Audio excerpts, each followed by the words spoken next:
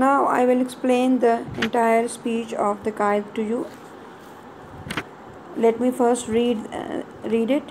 I cordially thank you with the utmost sincerity for the honor you have conferred upon me, the greatest honor that is possible to confer by electing me as your first president.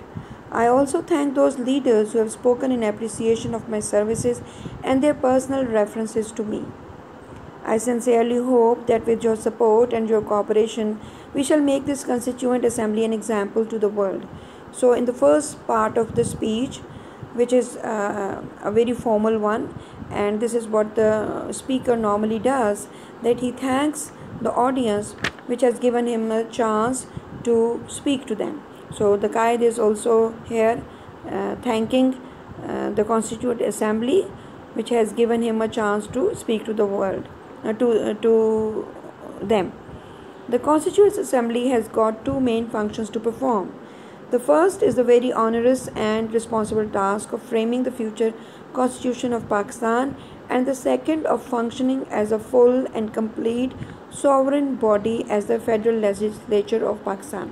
So he comes to the point immediately. He says that the first task that this Constituent Assembly has is to properly frame a future Constitution of Pakistan. That is the first task, and the second is to function as a full and complete sovereign body as the Federal Legislature of Pakistan, so that it should function properly, it should be able to formulate laws, and it should pass those laws for the people of Pakistan. Then he goes on to say, we have to do the best we can in adopting a provisional constitution for the Federal Legislature of Pakistan. You know really that not only we ourselves are wondering, but I think the whole world is wondering at this unprecedented cyclonic revolution which has brought about the plan of creating and establishing two independent sovereign dominions in this subcontinent.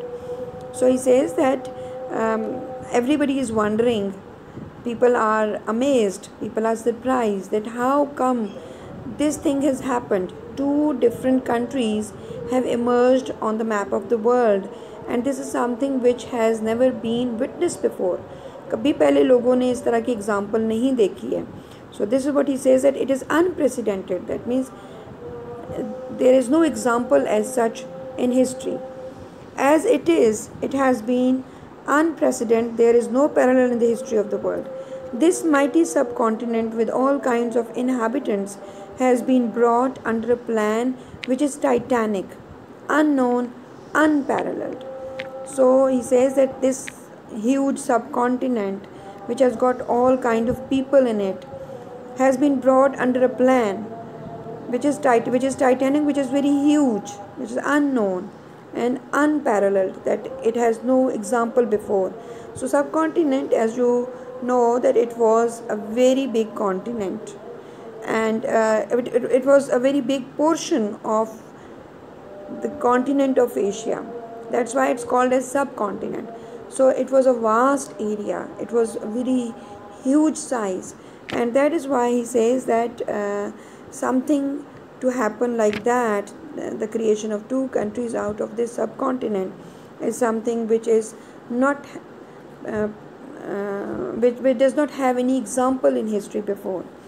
And what is very important with regards to it is that we have achieved it peacefully and by means of an evolution of the greatest possible character.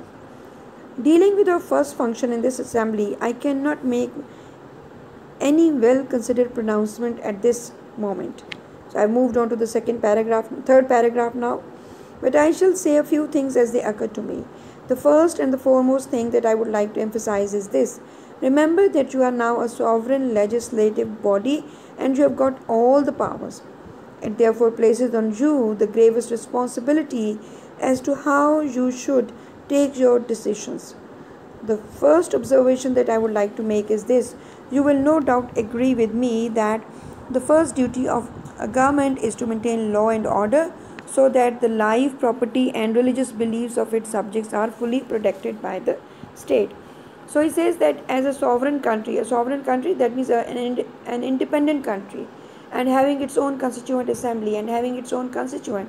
What is more important now is that you have to behave like an independent country, because you have got all the powers now.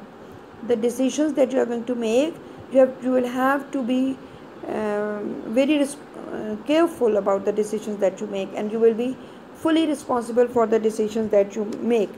And he says that it is a duty of the government to maintain law and order, so that the life, property, and religious beliefs of its people are fully protected by the state.